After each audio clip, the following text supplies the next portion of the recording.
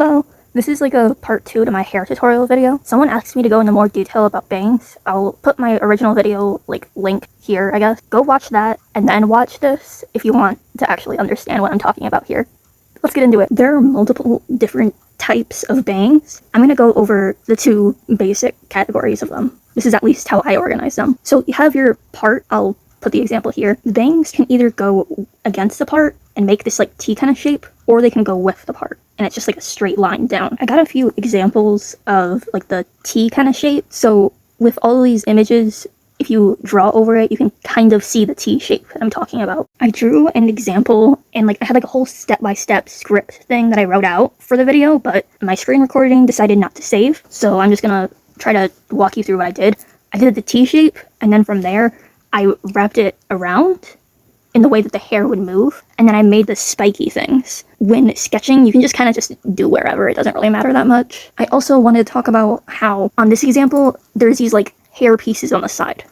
Those could be the same hair that's in her bun, but there's also those frame bangs thing, where you have 3 hair lengths. Your bangs, the framers, and then the rest of your hair. For this example, I drew them as framers, but looking back, they're probably just her hair. Anyways, I would totally recommend knowing about that because it's very helpful. So the random lines that you drew for the ends, I would recommend using those and making them into triangles.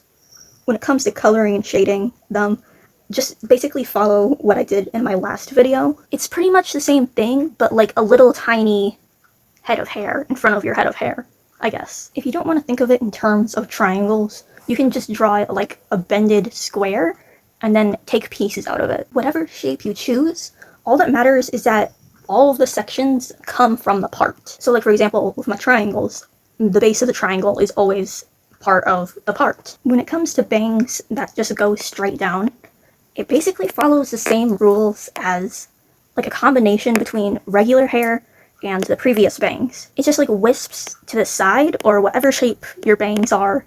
I don't know, maybe they stick straight up. Just think of them as a section of hair. It's not all too different from regular hair. You pretty much follow the same steps, and it follows the same rules.